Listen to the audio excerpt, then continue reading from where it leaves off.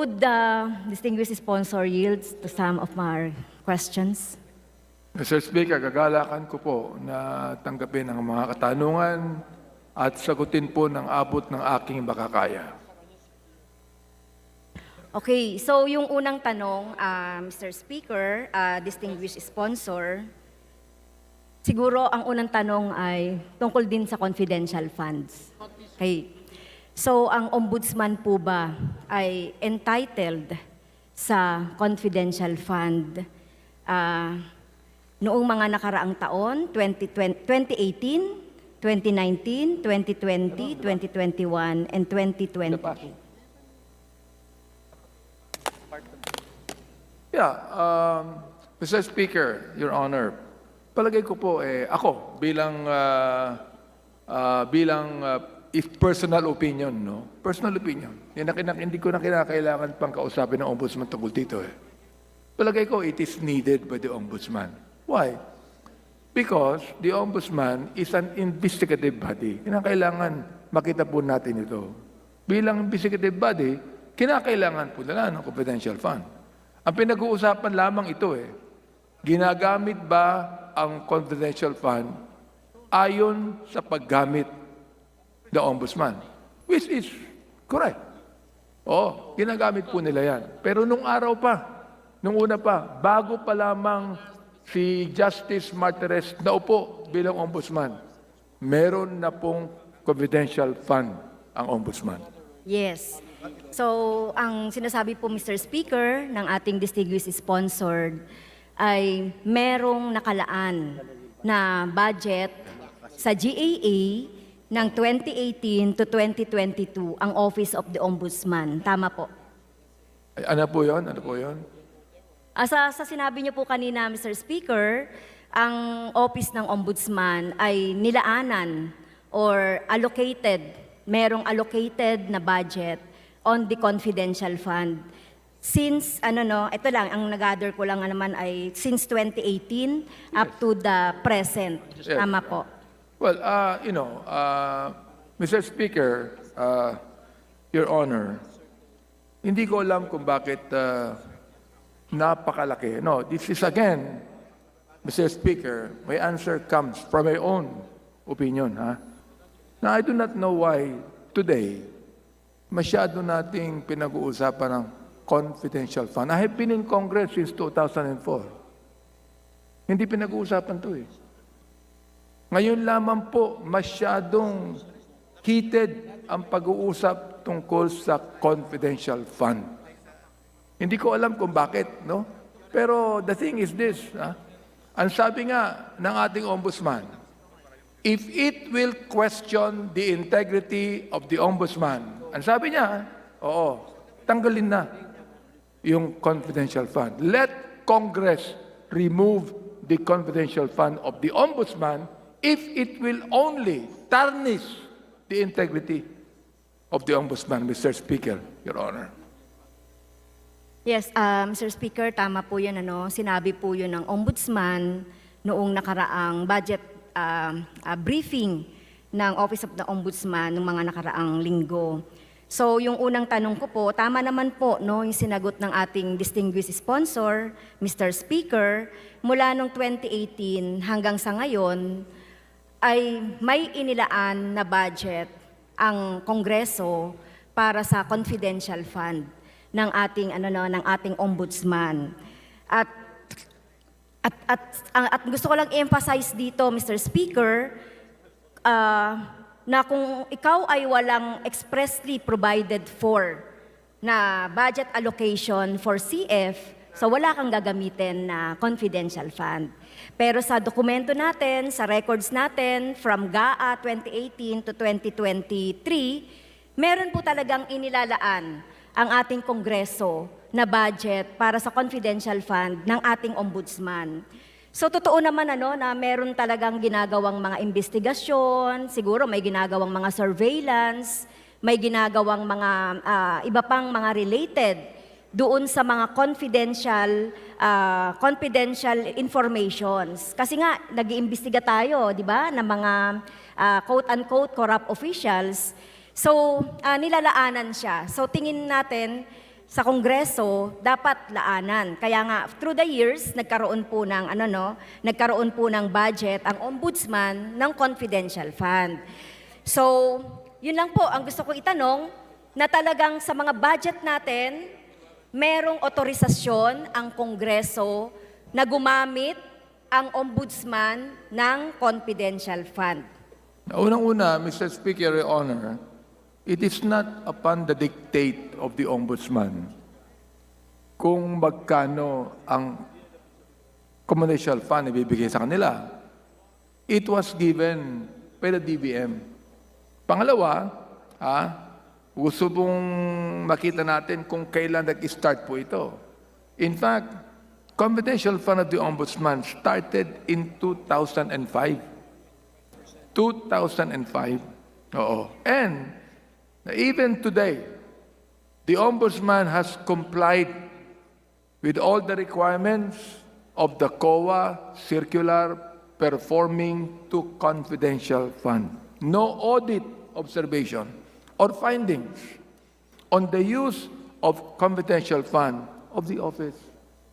So, sa akin po, ganito, I think that Congress later, if ever Congress will not remove the 51 million confidential fund, perhaps later, we have the oversight committee in Congress. We could be able to investigate the use of any confidential fund of any agency in government, Mr. Speaker, Your Honor. Okay, thank you po, Mr. Speaker. So, nililinaw ko lang po, doon sa GAA natin, entitled at nilaanan ng Kongreso ng budget para sa confidential fund, ang Office of the Ombudsman. So, batay po sa expenditure programs, so meron po tayong 2018 actual obligation is 13,451,000. In 2019, ang actual obligation sa confidential fund ng Ombudsman ay 26,951. Sa 2020 po, 16,585,000. And in 2021, there is 13,098,000 pesos. And in 2022, meron po tayong 18,693 na nakatala na nakalagay po doon sa NEP ng 2020 to 2024 ay actual obligation. So pag sinabi pong actual obligation, ito po yung pwede nang magasta, no? So ang tanong ko lang po, ito po ba ay na-disburse na? Well, Mr. Speaker, palagay ko, nasagot ko na po ito na the Ombudsman has complied. Sabi ko, has complied with all the requirements of the COA. Nasagot na po ito. Pero, Yes. ito po ang sabi ng Ombudsman. Upang hindi na pagdudahan ang trabaho ng Ombudsman at upang for the sake of transparency and accountability, I would suggest the House to remove. Ako na mismo ang sponsor ng budget na ito. I would suggest that the House remove the confidential fund of the Ombudsman. So, hindi naman po tayo, Mr. Speaker, distinguished sponsor.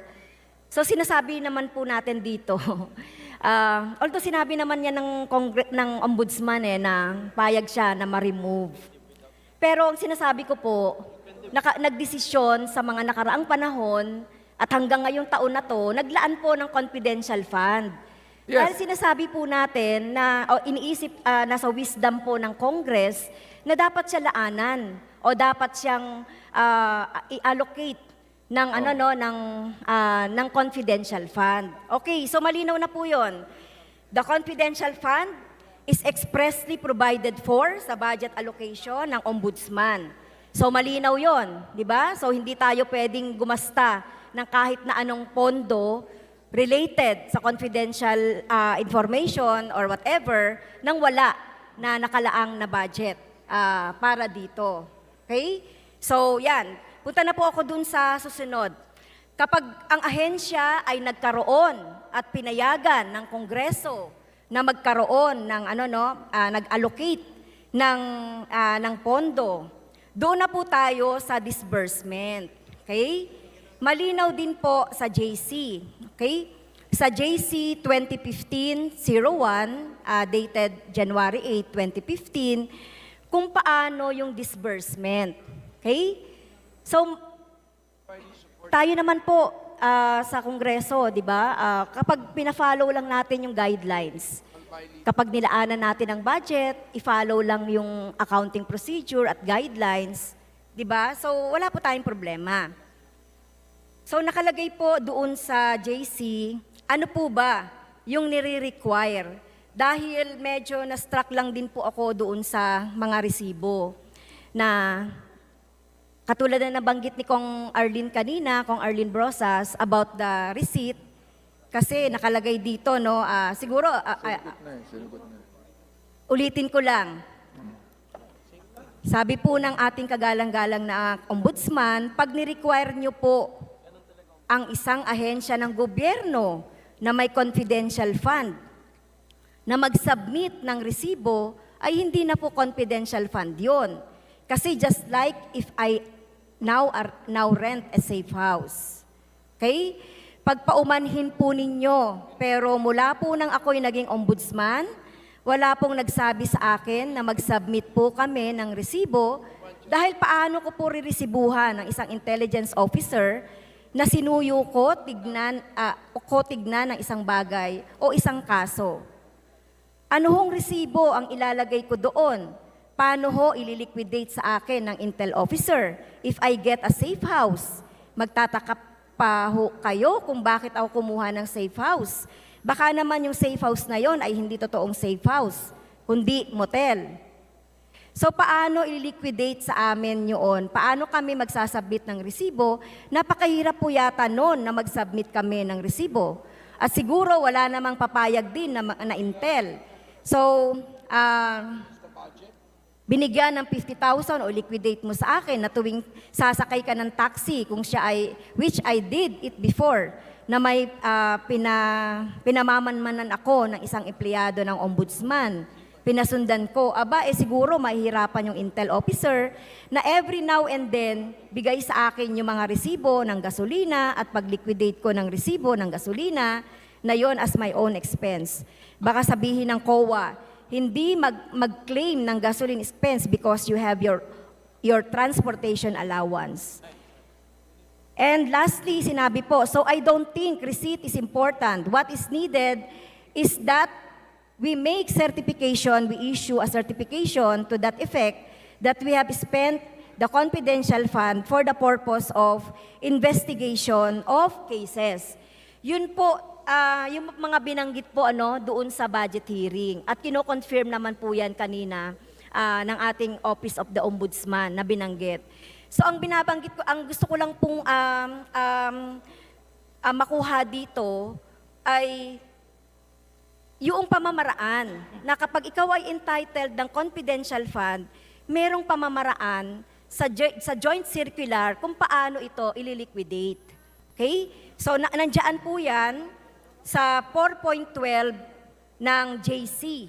Disbursement from the confidential fund shall be supported with documentary evidence of payment, among others, which shall be submitted to ICFAO in a sealed envelope signed by the SDO.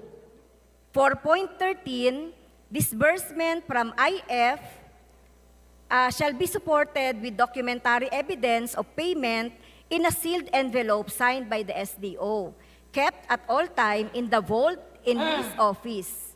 The same may be inspected by ICFAO or Mr. officers, Speaker, personnel, duly authorized in Mr. writing Speaker, by COA.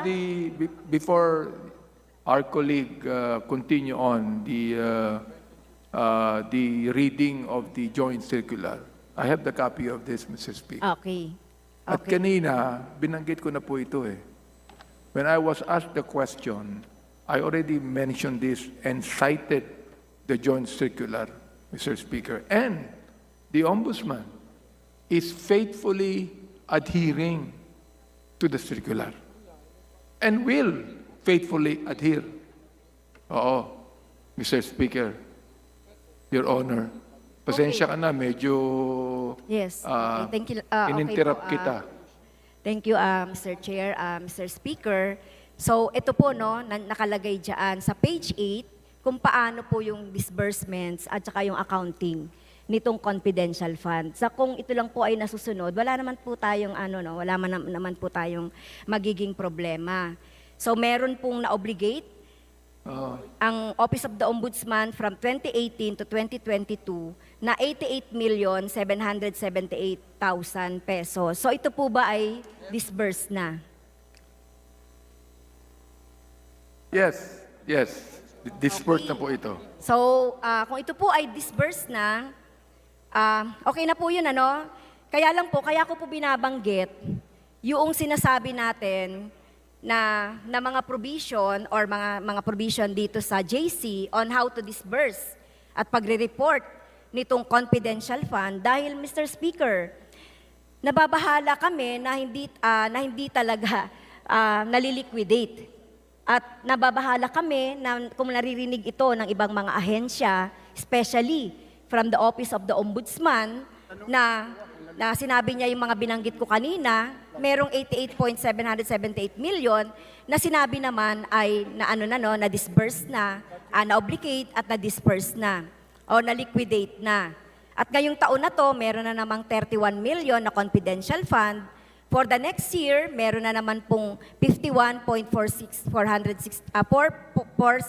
million na confidential fund. So nababahala po kami na kapag hindi natin sinunod itong nasa joint circular ng COA at iba pang mga ahensya, ay baka gayahin po tayo ng mga ahensya, di ba? Gayahin ng mga ahensya kung sinasabing hindi nagsasubmit ng resibo. Excuse me po, no, Mr. Speaker, patapusin niyo po ako para Sige po, sige po. Okay, kaya nililinaw lang po natin ng usapin. Excited na kasi ako, Mr. Speaker, sumagot eh. Kaya po, nililinaw po lang natin, Mr. Speaker, Honorable Sponsor, nililinaw po lang natin na meron talaga na itinakda na mga panuntunan dito sa JC doon sa reporting requirements and the disbursements. At kung ito lang po ay nasusunod, ay wala po tayong problema.